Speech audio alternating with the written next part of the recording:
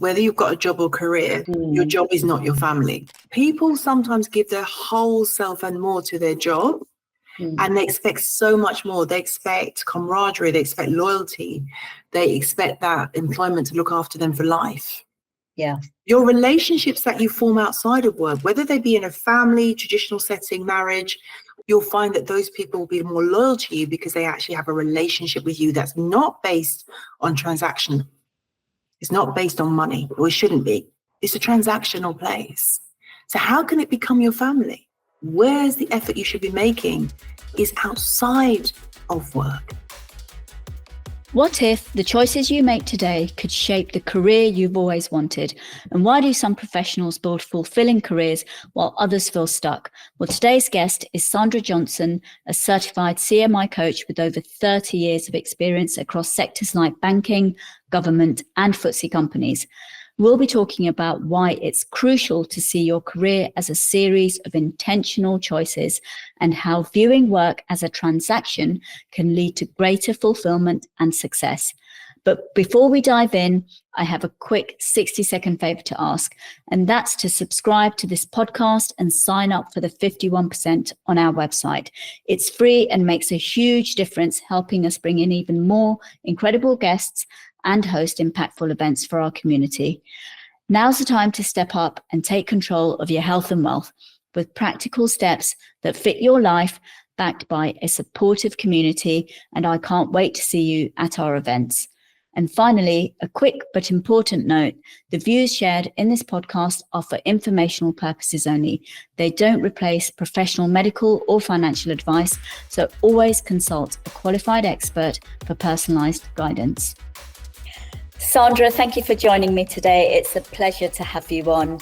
Please, could you talk a little bit about your journey from what you were doing, a little bit of history, and also what you're doing now? That'll be great. Thank you so much. Well, thank you, Shreya, for having me. I'm delighted to be here and to share my career journey. So I've had a very successful career in Whitehall and in the private sector.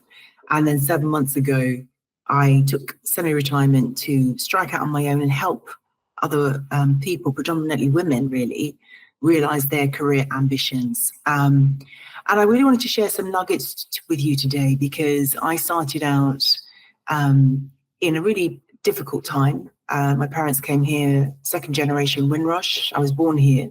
I was brought up in social housing with 9 siblings. Wow. And to go to university, it was a dream. So I wasn't able to do that. So I went at night. I didn't give up on my dream. And I took a job as a secretary in the private sector. And I studied 5 years at night for my first degree at the University of Westminster. And then I was able to get a better job because I had a degree. And then I went into the voluntary sector, the Prince's Trust, to be a manager. And I took a pay cut to do that. And I was earning good money as an executive PA to a senior tax partner. But I took a pay cut because these are the things I teach on my own career coaching. A crab walks from side to side, but still moves forward. I was picking up skills as a manager, and I'd never been a manager before. So I took a pay cut to go into a charity as a manager and manage a program of work. And that led me into local government, where they sponsored me to do my master's. So I didn't have to study at night anymore. I could go day release. And from there, I was headhunted into the civil service. And I've had a plethora of roles there. And what I wanted to share with you today on this podcast is that there's key skills that help me flourish, become head of India in government, travel, work with ministers, and become headhunted to the private sector FTSE companies. From where I started, and the imposter syndrome that also dogged me along the way, because I did come from social housing. I wasn't meant to be here, and I got here. That's fantastic. I mean, I'm really glad that you've mentioned that, actually, because I'm sure there are a lot of women out there that have come from social housing or lots of different backgrounds and probably thinking, how am I going to get from here to there? And you're a great example of that. Yeah. You've done that through obviously a lot of hard work. And, let's face it, getting from A to B, it's not an easy ride. You know, you have to put the work in, and it's not, you know, we were talking about earlier, instant gratification. This is not social media. Life is not social media. It's not instant gratification. You have to work, you have to wait, you have, you know, it takes time to see the results.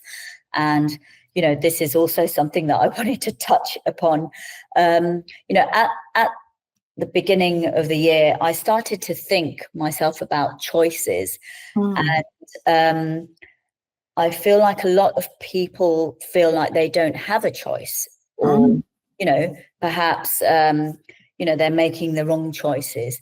Now, how do you know if you've made the right career choice in particular? You know, I know we're talking about careers here, because a lot of people, you know, I've spoken to lots of people, you know, whether they're men or women, and a lot of people are doing jobs because they're just doing them for the sake of it, because, you know, they need the money to pay the bills and they can't be bothered to get out and even think about, or even have the time to think about what they actually want. Most of the time it just boils down to money. So what would you say is the process of that, and whether or not you think you've made the right choice in the first place? Well, I would say you always have choice. And I came from a council house with 11 people living in it with my mum and stepdad. And I knew then I had a choice. So, for example, we couldn't buy books. I went to the library. That was a choice. I decided to become a secretary while studying at night. That was a choice. You always have a choice. And even though I wanted money, I also wanted a career. So there is a difference here between having a career and a job. And a career does take that longevity. It does take time to build. And we're going to touch upon continuous learning and how important that is. Because I've built skills upon skills upon skills to become multifaceted and to become headhunted to the private sector and to become attracted to them. So you always have a choice. I don't believe that you don't. I think sometimes life is about losses and gains. Yeah. What you have to give up for what you want. So, for example, a lot of us, especially from those from an immigrant background, we want the big house, we want the dream. We want it all. And I'm here to say to you that you cannot have it all. You have to sequence your life. You have to choose what is important at what particular time. And that gives you the choice.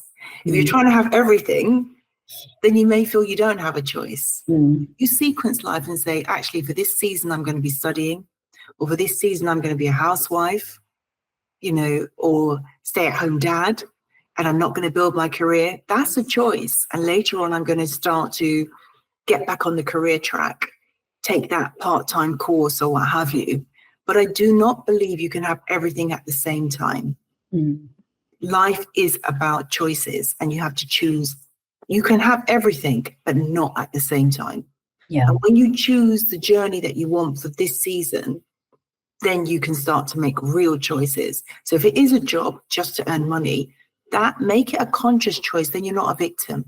You can say, for the next 5 years, I'm going to be earning this money because I want to put my daughter or son through school, or I want to pay off this bill, or I want to help my parents.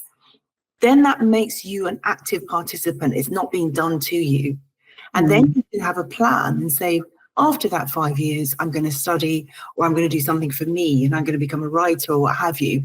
Become an active participant in the conversation and know why you're doing what you're doing, because that doesn't make you a victim. It turns it round and makes you and empowers you to say you're in charge of your life. I love that. I love the sequencing, actually. And I do think, you know, there's a lot of narrative going around that, you know, women can have it all. And yeah, obviously, like you said, we can have it all, but not at the same time. And it doesn't make sense to have it at the same time, because you're going to be burnt out, you know, perhaps your physical and mental health affected quite negatively by that as well. So I love the way you've put it. I love the way you've put it out there in terms of, you know, being logical about it and you know, sequencing. I never put that together, to be honest. So, you know, with the career, when you feel like, right, now is the time for me to make a career change, how do you even know that? What's the process of that? Well, I think it's like a camel. You've got to keep taking on water to go through the desert. Okay. And when you're in a career, if you do not take on new skills, you actually atrophy, you just die, you wither away. So whether you want to build a career or just have a job, you still have to keep learning, because we're human beings. We are growing, we're learning and changing. There's 4 seasons in a year. We do not stay static. So how do I know? One of the things that drove me was finance, but I took on the right skills to get those jobs. I wanted to have a child. I didn't want to grow up my child in the way I was raised. My mother did her best, but I wanted my son to be in our own home. I wanted to leave social housing. And so for me, it was a conscious choice, that sequencing, to take on more skills, change jobs, look at the next pay grade, because at the time in the civil service, pay was actually frozen for many years. We were in austerity. So the only way to get an increase was to change jobs, was to go for that promotion. Yes. So for many people, there'd be a different driver. And this is why I say you must know your why. Why are you doing things? I knew what I wanted. I knew that I wanted to become a mother one day, and I wanted to have a bit more financial freedom. So when the other things that you can think about as a marker is when you come into work, how are you feeling about your manager? And people typically don't leave jobs, they leave managers. So do you have poor management? Is somebody inspiring you, empowering you? Are they helping you to grow? Okay, even if you're in a job or career, and we can talk about the differences in a bit. Do you feel empowered to have agency, to make decisions, contribute? Are you listened to? So many women, and I would even say ethnic minorities, as a Black woman, I was often overlooked in the workplace. And that made me also think about moving forward and moving on, because you have to pick your battles. I wasn't going to argue with every manager and say, notice me. I realize their limitations. And sometimes you have to notice that and accept it and say, okay, I can't grow here. I need to make a choice. So there are many different reasons why people may decide to move on. And you've got to think about why you're doing what you're doing in the first place. No, that's so true, especially coming from, a minority situation. I find a lot of women, with their background affects their promotions and whether people are actually listening to you and how you're being judged and things like that. And it really is about taking a step back and thinking, hold on, I'm not having a great experience with this company because of these reasons, and it's wrong. Do I want to fight with them and get exhausted potentially and affect my mental and physical health again? Or do I want to think about what my choices are? Because like you said, we have choice, and you either choose to battle it out or you choose to move on, knowing that there is a company out there for you that you will fit into, and you will be, you will be taken seriously and feel like you are included, Yeah, I mean, we are in different times now. When I was working, I'd often sit around a table as a manager and I would speak. And when the man spoke, they would say, oh, Adrian, thank you for that idea. And he would maybe say the same thing that I said. I was just ignored. And that happened routinely, and it still happens today. We still have not many women leading FTSE companies, CEOs, et cetera, Even if you look at Whitehall, a lot of the senior ministers are men. Now we have a Conservative leader, it's a woman. Let's wish her well on that journey. But predominantly, we've had male leaders, even in the civil service, and even the perm secretaries are men. So as women, we're in a male-dominated society, and it is harder to get your voice out there. If you're an ethnic minority woman, I would say it's even harder. So people talk about the glass ceiling. I remember writing once for a civil service diversity blog and talked about the concrete ceiling. It's sometimes unbreakable, and it can break your spirit.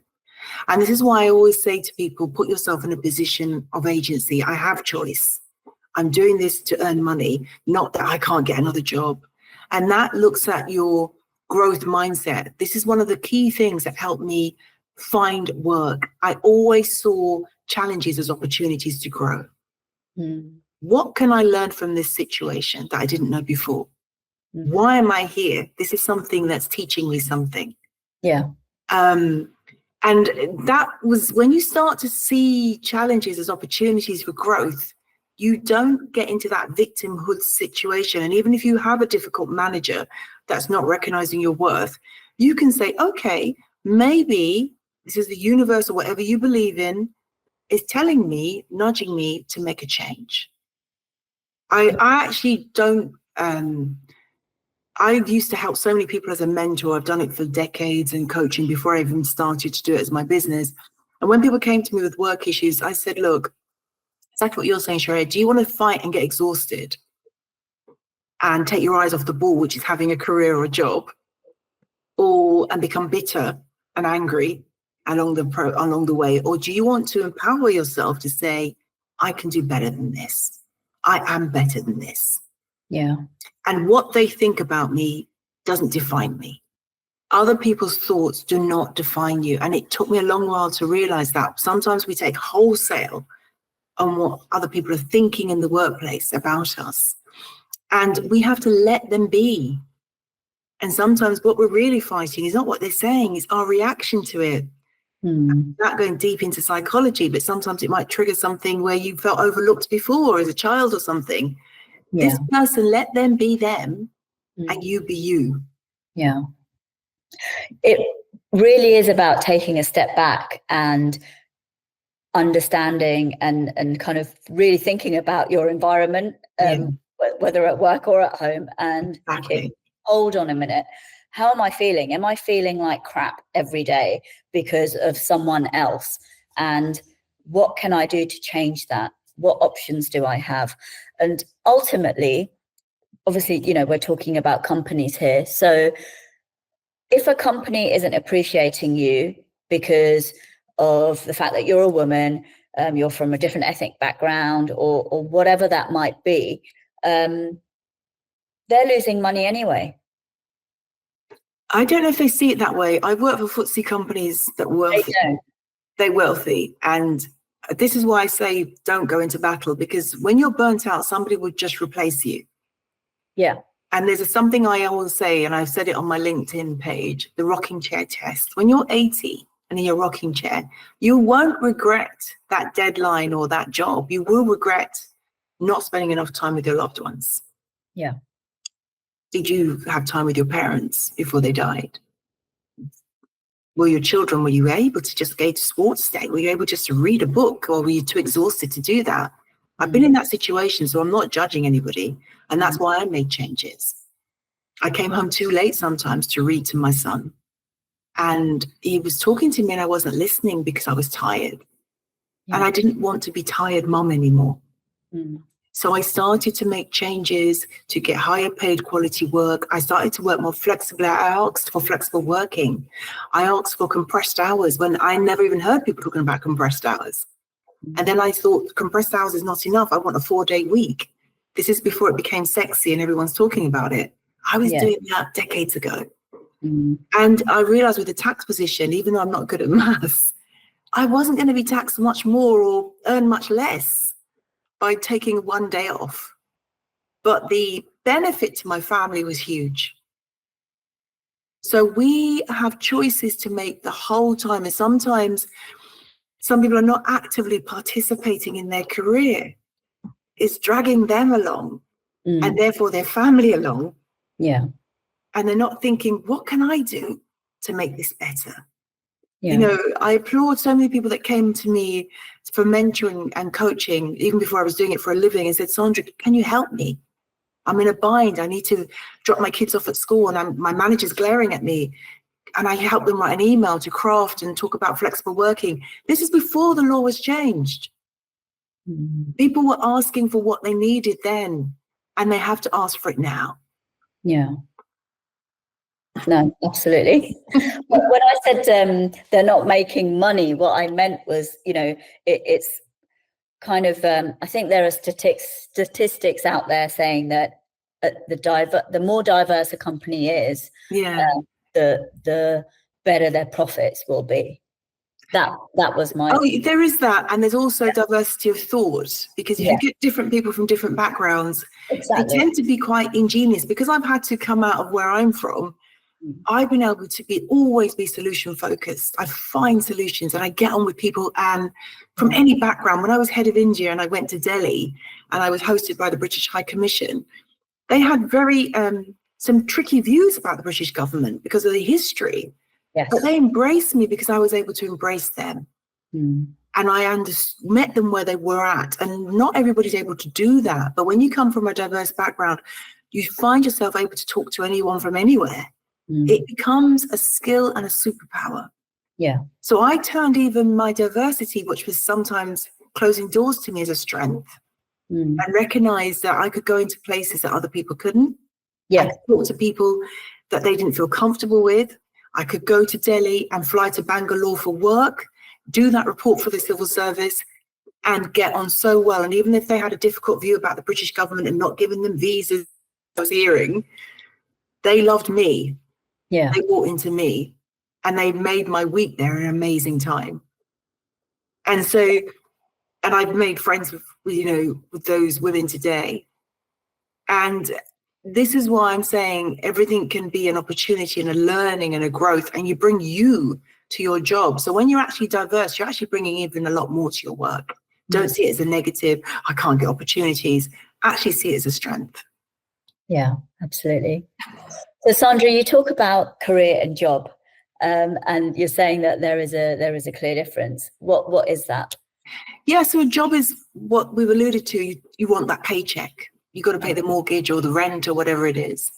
And you just do anything. You see people going around on the gig economy. That's a job. There's no career path for them. No one's going to promote you from your bike. You have to go somewhere else for that. Yeah. So that's just a stark example. But even jobs, you could be gigging and you don't have a career path. So you have to start thinking, do I want to become a manager? Do I want to take on new skills? What do I want? And this is why, again, I go back to why. Why are you there? And then when you know that, then you start thinking about what do you want from this situation? And a career is something that typically has that longevity, like I've had for decades. And you go into different spaces and you may go into different sectors, but you're there for a long time. You're committing to that pathway and you're committing to growing and being promoted. And the difference, those are the stark differences, but how you get to that career is continuous learning.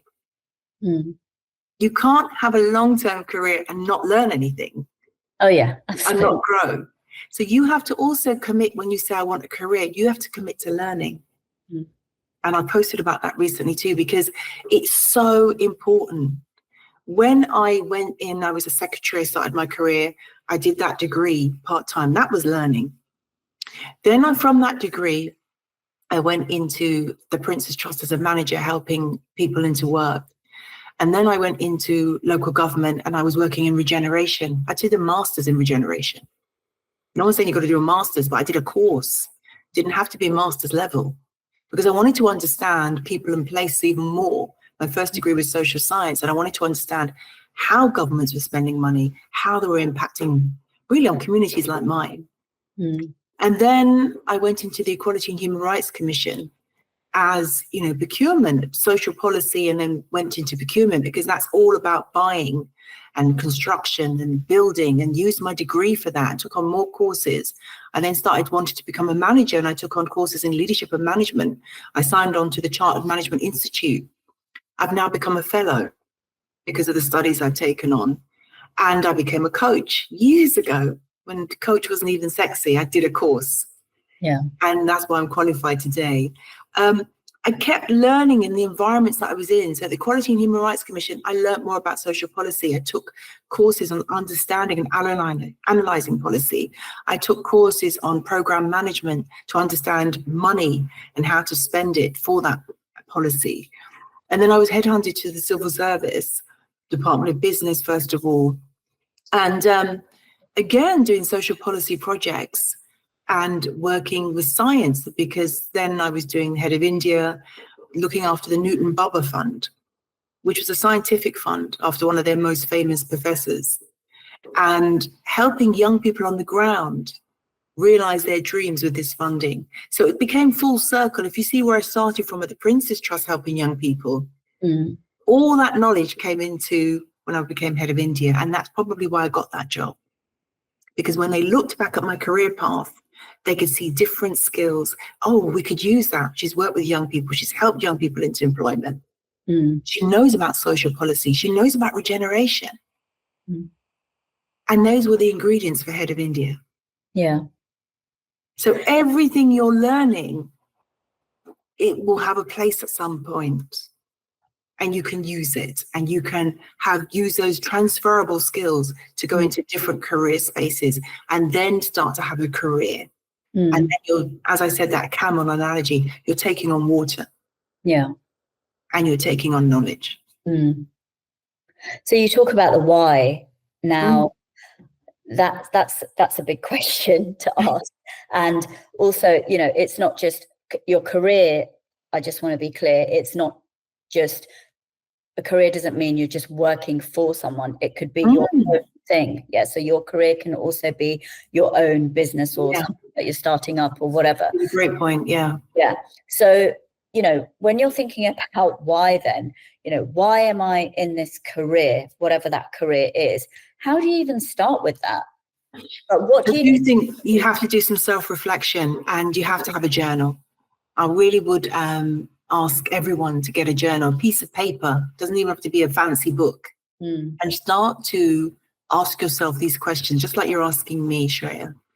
What am I doing this for? What's really important? Because if you don't know your own values, that's your North Star in your job, why you're doing what you're doing. And the reason why your values and knowing yourself is so important, because when you come against people who you don't really share their values, or you don't like how they're working, your North Star will tell you, actually, I can't stay here. I don't feel comfortable.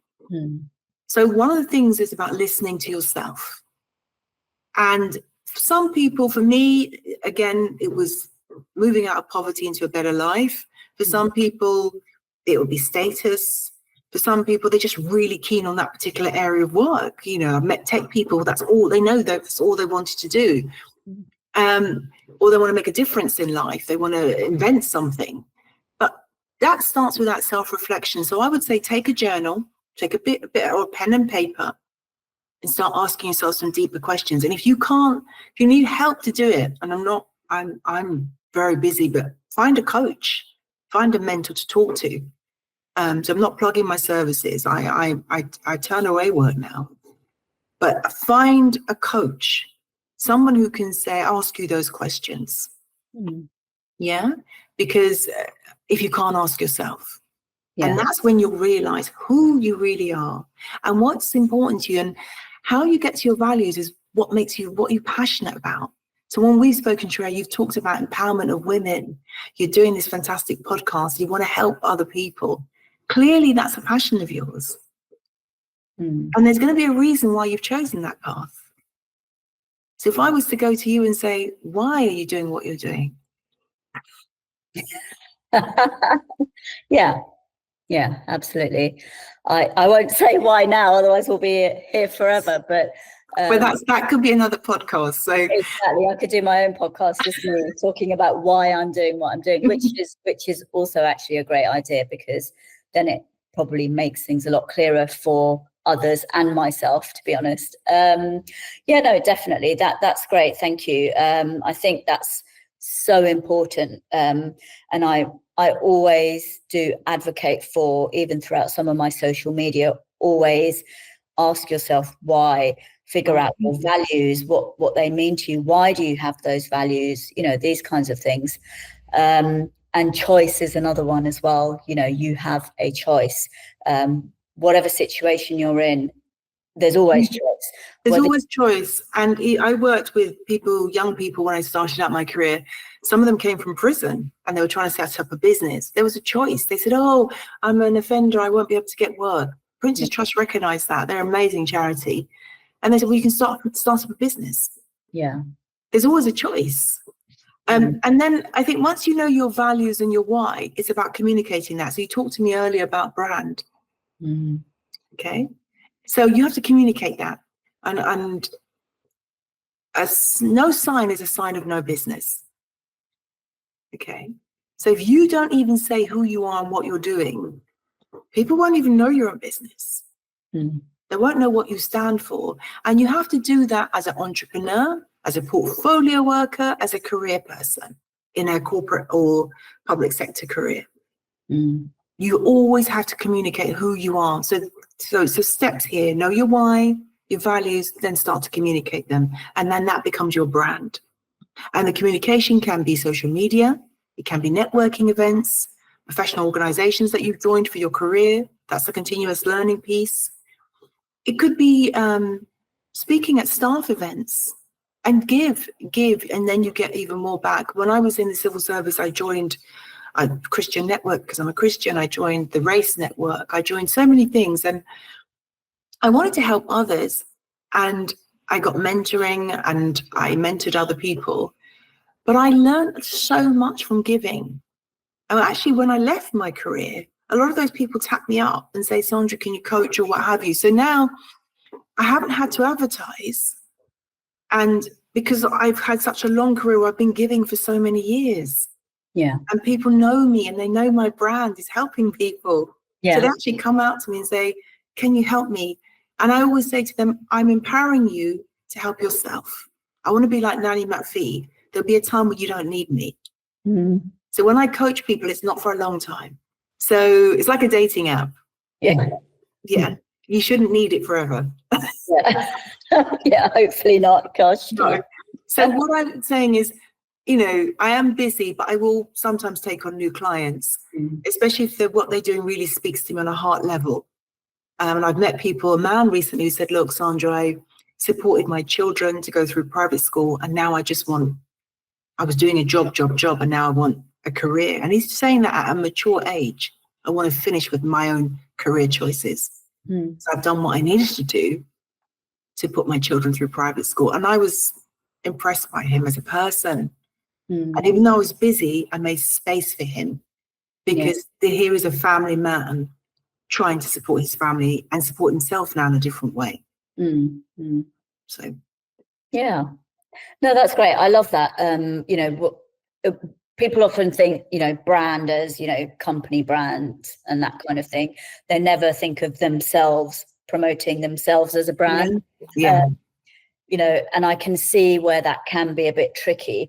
Can you kind of give a quick example of what that might look like in a kind of someone working for a company? Yeah. So a lot of people, sorry, Sheree, a lot of people are not allowed to post about anything when they work for a company. And you see now on LinkedIn a lot of disclaimers saying, this is my own views. Yeah. So no one can take your voice away from you. You can have a voice. Again, you have a choice, but you just have to put a disclaimer and say, these are my own views. So in a company, it could look like becoming a thought leader. You see an article about your area of work and you have an opinion. Now, you may have to clear that through comms, or you may be able to do it with that disclaimer and say X. Some civil servants have said to me, Sandra, I can't be on social media because my job is quite tricky. I said, don't put your job up there. Just put your name and I'm a civil servant. If it's a confidential area of work, you never talk about how much spend you've got or what procurement contracts you're giving. Just be sensible. Common sense comes into this. But social media is a great place to start if you're working for someone because, it's free. You don't have to do the paid LinkedIn. You can have a voice. You can like articles. I would always say to anybody, though, whatever they're doing, don't do anything inflammatory, racist or bigoted or what have you. So there's some general house rules that you keep to. You're not going to join in on right-wing media or whatever. But you can have a voice. You have an opinion. Your company don't own your voice. So if you want to become a thought leader, start having an opinion, liking people's articles, commenting on others. That also gets your profile out there and the people start to see what you stand for. So I've had, for example, because I've got quite a large following now, people have said, oh, Sandra, can you promote my post? If I don't believe in or I've got values aligned, I won't do it. Say no, thank you. because I have a brand, and I want things congruent with that. So post on things that you believe in. Again, that goes back to your why and your values. Post on, comment on things that you believe in, have an opinion. But without being inflammatory or racist or rude to anybody else. But also attending events is a branding of yourself. So I said I was at the Chartered Management Institute where I did my fellowship and leadership studies. Whatever your career is, try and find the professional body for it. They will do lots of events. Some of them are free, networking. You're going there as yourself and you're branding yourself as, I'm in my peer group. I'm in this profession. So it's not just online, it's physical events as well. So I'm going to a networking breakfast for an employment policy group because they believe they're helping employment. They're doing a lot of studies in that area, and they're doing a business breakfast where people are going to be talking about it. Because I do careers, an employment business breakfast is great. Yeah. But I'm also working on personal growth and helping people now with their personal growth and their changes in their life. And I do events around that too. So it isn't just about LinkedIn, Instagram, or what have you. For some of you like me, I'm only on LinkedIn. Yeah. You know, they don't even do, not everyone's big on social media. Do your events, join things at work, join that group. And I go back to Kennedy when he did his inaugural speech. Don't ask not what your country can do for you, but what can you do for your country? So when you join that group, it's not about what I'm going to get out of it. What can I give and what can I contribute? I love that. What can you give? And, you know, it's kind of often people go to networking events and I have been guilty of this sometimes. I'm going to admit, you know, right, you know, there's that networking event. What am I going to get out of this? Kind of thing. I've changed that quite a lot lately now because I just think, actually, I don't want anything from this. I just want to listen, learn, and collaborate with people that share my values and also give what I can. And it actually makes me feel much better as well. Yeah, you people don't realize by giving, you're giving to yourself. Yeah. It's the best thing you can do is to give to yourself. It's self-love, actually, an act of giving. Yeah. That's why so many rich people start giving money away. they feel good about it. Yeah. And it's a tax break, but you know, a lot of them feel good about it and they start funding this project and that project in Africa and what have you. So giving is so underrated. And it really will help you. When I mentor people, I grow the most. Just seeing people grow in front of me, you grow as well. Yeah. Yeah. So I want to talk about, because you had a post about working for a company and not treating it like a family. Yeah. No, that is something I say to people. Whether you've got a job or career, your job is not your family. Yeah. What do you mean by that? Yeah, well, people sometimes give their whole self and more to their job. And they expect so much more. They expect camaraderie. They expect loyalty. They expect that employment to look after them for life.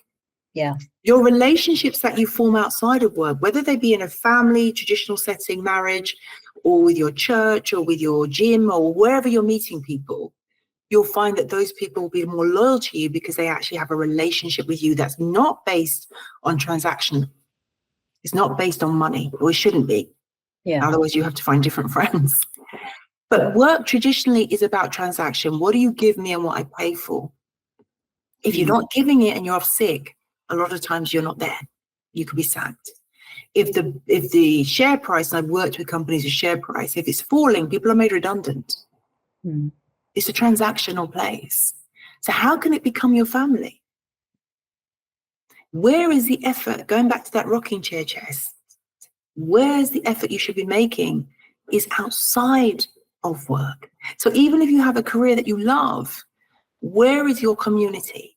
Yes, it might be some friends at work, but there's also going to be some family members. Even if you're estranged from people, there'll be somebody you talk to.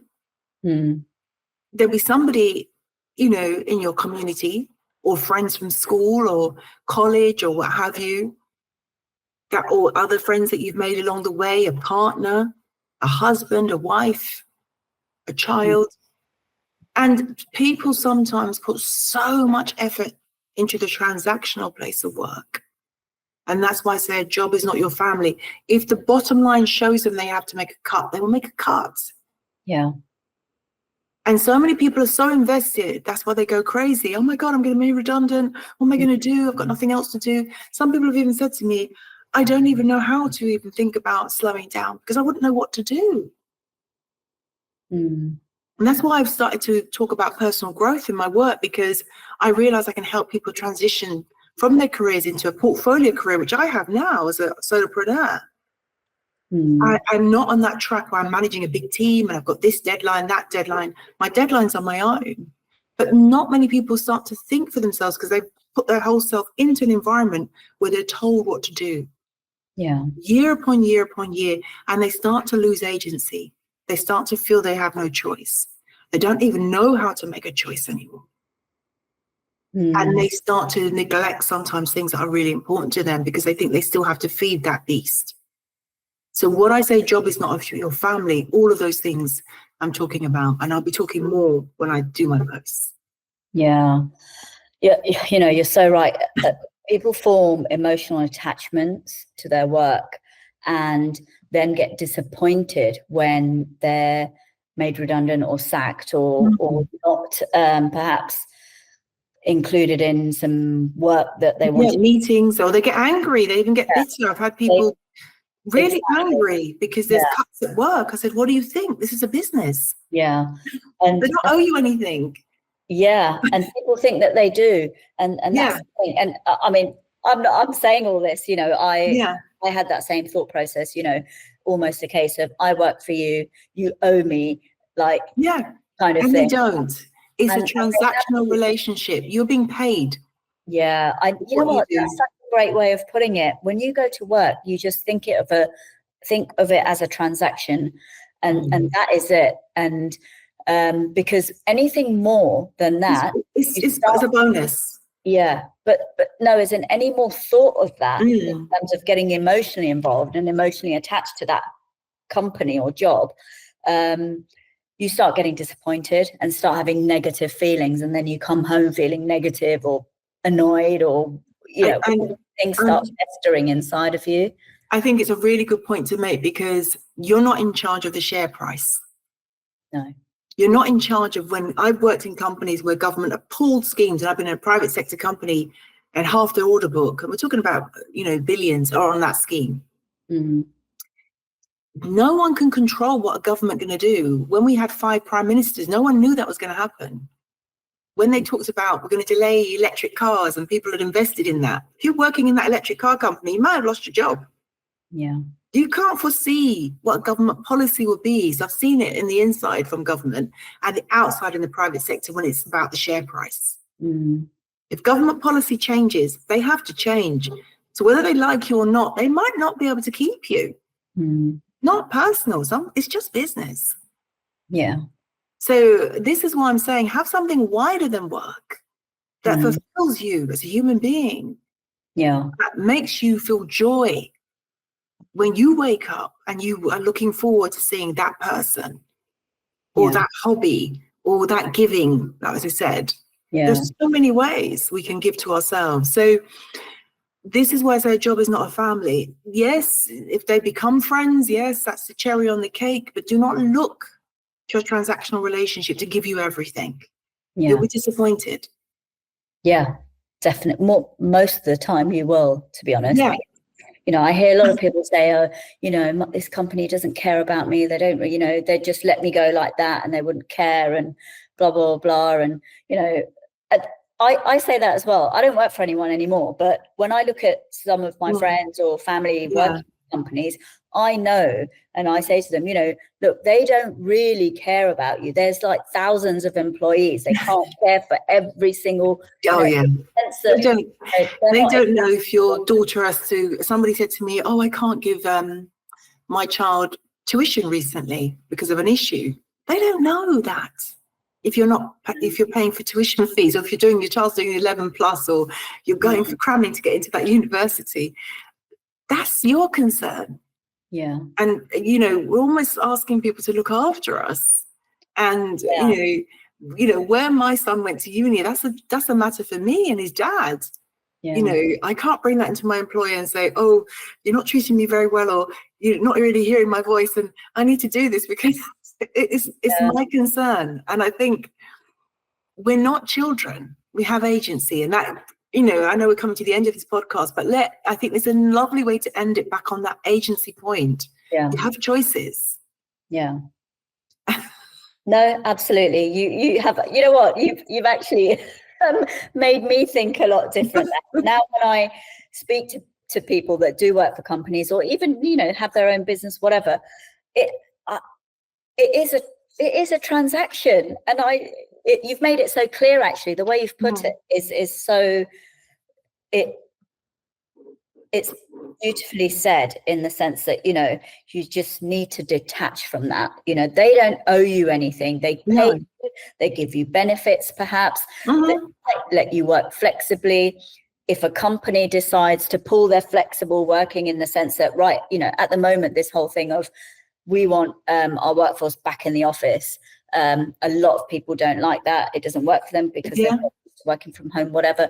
Then you have a choice: move to a different company. Exactly. And so there are some famous companies, I won't mention them here, who have gone back to 5 days a week in the office. And I know a girlfriend of mine, I'm meeting her for dinner next week, is saying she's going back 5 days a week. And that is really hard if you've got family commitments. Yeah. And or caring. It's not just children. A lot of us are caring for elderly relatives. That's the social policy squeeze now. Yes. The middle people. And other things going on. And then you're being told 5 days a week, you got to commute. That's heavy. Yeah. So these are the things that can change. Yeah, absolutely. It changes around you, and it doesn't matter if they like you or not. If that is the company policy, especially if you're working for a global company like my friend, and that policy is coming from America to the UK subsidiaries. Yeah. That's what they have to do.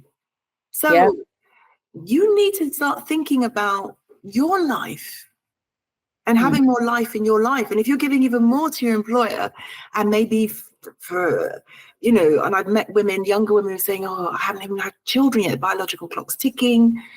I mean, this is why I started to go into personal growth, because people come to me with so many different issues around work, and they're saying, because of work, I can't start X. Are you telling me you're going to delay your family for your job? You're not going to get married because of X? How much power are we giving to this employment? And I'm from coming from somewhere, social housing, where I had to work. So I get it. I haven't come from any rich table saying don't work. I know we have to work, but I think we're giving too much power away.